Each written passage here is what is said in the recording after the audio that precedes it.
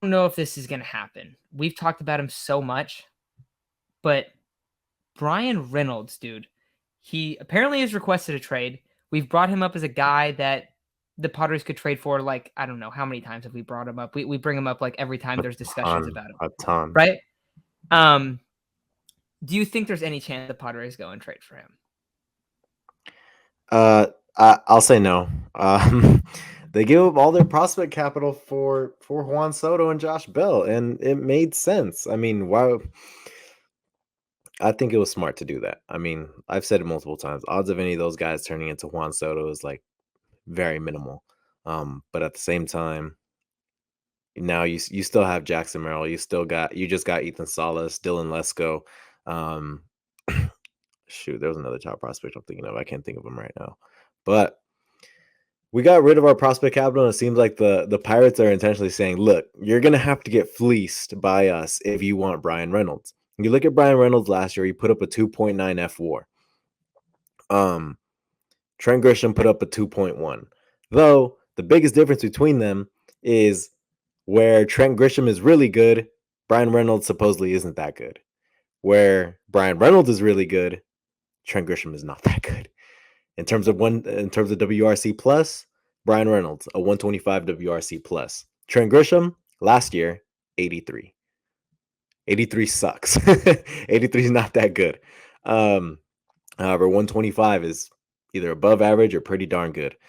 So to me, it's just a switch off. But I'm not talking about Bryan Reynolds' best year, because last year is a Bryan Reynolds like, that was okay. Because the year before, the dude was a beast. I don't know what his WAR was. I didn't check. But the year before, you look at his Baseball Savant page, it's nothing but Just red. under 6. Just under Just under 6. 6. That's insane. 5'9". Like a 5.9 WAR. That is crazy. Now that's a Bryan Reynolds year that you're saying maybe we should trade for him, right? Maybe he's worth it. But now you see, all right, a 2.9 WAR. What type of player is this guy? And I don't know. Maybe he's better with lineup protection. He probably is. But for what's said to be a Juan Soto package, or what's said to be in a crazy ask by the Pirates, that's not really worth it. Yeah, I'm with you. How many years is it now that we've had Bryan Reynolds trade rumors like in a row? 2 or 3 now. 3. It's kind of crazy. Like the Juan Soto type trade package, you couldn't do it. You just can't. You need something in like not just Bryan Reynolds. You need these prospects for later. Like realistically, you can't get rid of Dylan Lesko or Snelling. You have a lot of pitchers that are going to become free agents. You're going to be on the books for a lot of money between Machado, Tatis, and a couple other guys. And you are probably going to have to spend more money on pitching because you don't have a lot of it.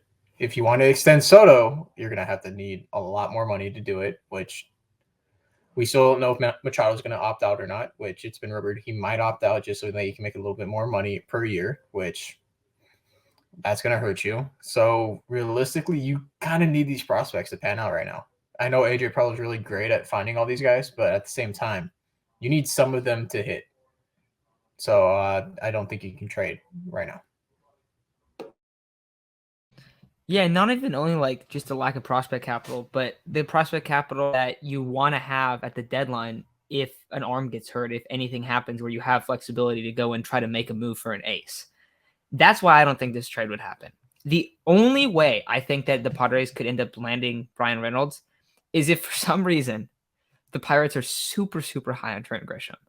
And they're like, look, we know that this dude, Bryan Reynolds, we know that he's like had this great year in 2021, but let's say that we take, because like Bryan Reynolds also, he was horrible in 2020. He sucked, but that's a short year. But then the year before that, he was super good and like he was really good. So he's had like 2 really good seasons, one pretty good season last year, and then one like bad short season, where Grisham has had like one pretty mess season. So I don't think they're going to view it like that. I don't think they're going to view it as that similar of a trade-off. But if for some reason they did, I think you could give up like Grisham plus, depending on what that is, for him. They have the same amount of control. Bryan Reynolds is slated to make a little bit more next year, but it's not that crazy. But I don't think the Padres are going to want to do that.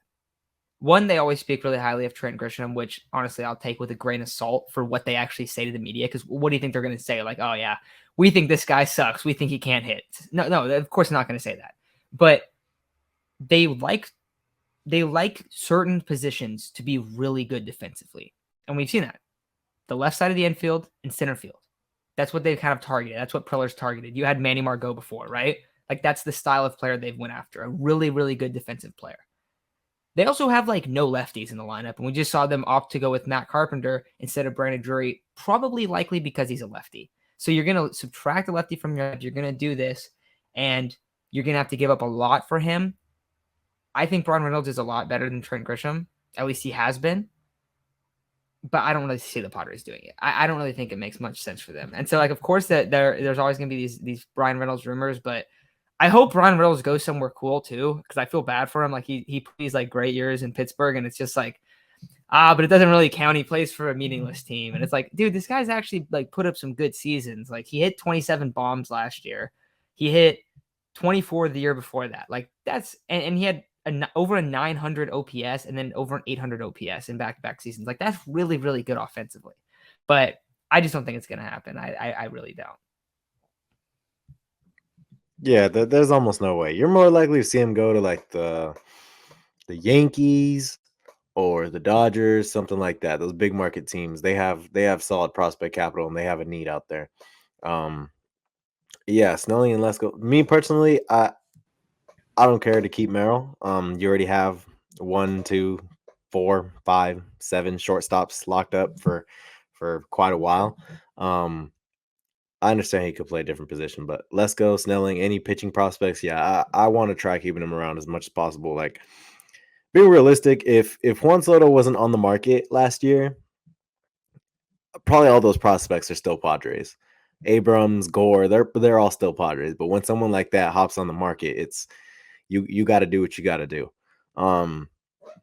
Yeah, I don't see a trade for Reynolds happening, and it's like I don't understand why Reynolds would be a priority for us.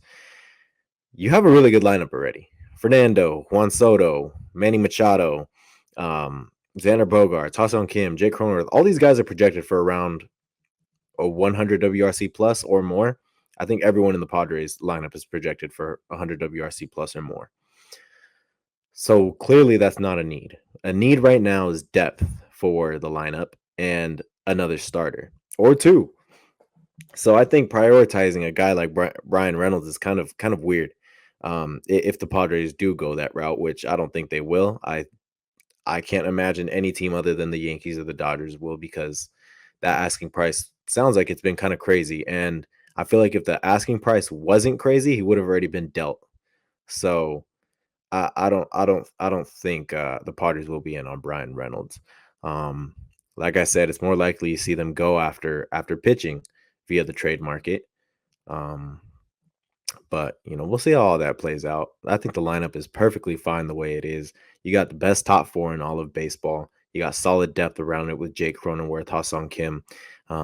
Trent Grisham's not that good, clearly, but I guess for the glove, you can kind of trade it off. And there's a lot of people that think he's going to bounce back, but I'm not sure if I believe it, because with him bouncing back means you got to get his swing and miss rate down. And that is probably one of the hardest things to do. So I don't know how much hope I have in him, but all I can hope for him is around, another gold glove and hopefully like a 720 OPS. I'd take a 700. Yeah, seriously. Like a 220 average and 700 OPS. Give me that, and I'm okay. I completely agree. Mm-hmm. I think it's funny that you mentioned the Yankees as potential trade partners to the Pirates. I kind of want to see Yankees fans package deals for Bryan Reynolds, because the ones for Fernando Tatis were beyond crazy, and having Bryan Reynolds where he could potentially be. He's not as good as Fernando Tatis in any way, but he's on a cheaper contract, and he plays a premium position in center field where I think it's Aaron Hicks is playing. So that would be a major upgrade for them. So, kind of want to see how they're going to combine Isaiah Kenner-Falefa and Josh Donaldson into that trade package and say they're winning. So I just thought that was pretty funny. But yeah, I agree with you. So here's I like Merrill a lot. And I think if we wanted to, we could use him as the second baseman. Say we have Xander at short. What if Kim's final year in his contract is next year, right? Is this year? Is it next year? I thought it was next year. Let me see. I'll look right now. If it's No, next he has year. 2 more. He has 2 more. 2 more? Okay, Yeah, so what I has 2 think more. you should do is in Kim's final year of his contract, depending on if Jackson Merrill makes incredible strides this year, next year, if he's pushing on the major league doors next year, then do it next year. If not, the year after that. What you can do is you can platoon both of them at second. You can put Merrill against righties and Kim against lefties, and sort of see how Merrill plays against MLB talent and allow Kim to face what he's really good at and maximize the lineup. You'll both have really solid defenders in each. Hell, if Jackson Merrill's makes strides this year and sort of forces the Padres' hand, I'm all for it, because then guess what? It either increases Jackson Merrill's trading price, it makes Kim a little bit more expendable, but also at the same time might be better for Kim because he's facing lefties, which he demolishes, and we don't know how Merrill's going to do against lefties in the major leagues. It's just kind of like, well, if we have both of them, might as well use both of them and play them to their strengths.